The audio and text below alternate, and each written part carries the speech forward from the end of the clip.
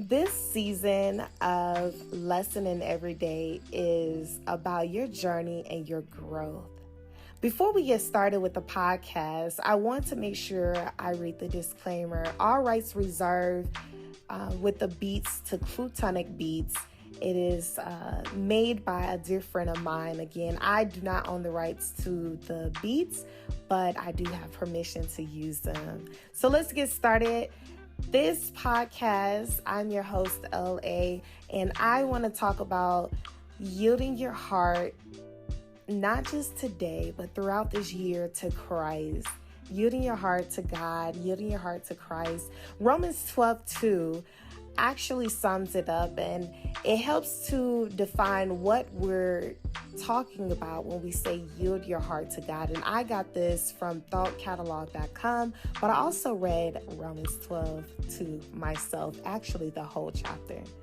Giving your heart to God means a new life, a new purpose, a new sense of self. It means washing your earthly worries away day after day and trusting in Him to guide you. That's right. Yielding to Christ, yielding your heart to God, learning to love, know Him, trust Him, obey Him faithfully. That's right. We want to submit and to obey and be great disciples of God. But I want to share with you guys that this year or encourage you, I'm talking about share. I want to encourage you to yield your heart, open your heart to Christ this year and in this week alone, today actually.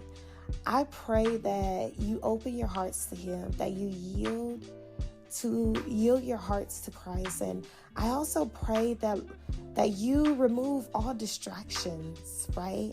That you'll be able to focus and go deeper in.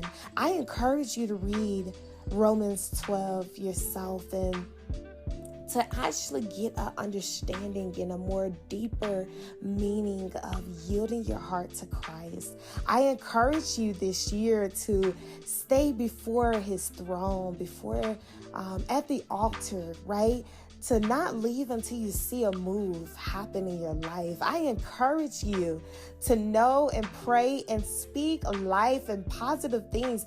This is your journey and this is your growth. So I want to remind you that on this podcast in this season, that this is your journey, this is your growth, and acknowledge Christ in all of your ways. Before you go and make decisions, before you wake up in the morning, praise Him, worship Him.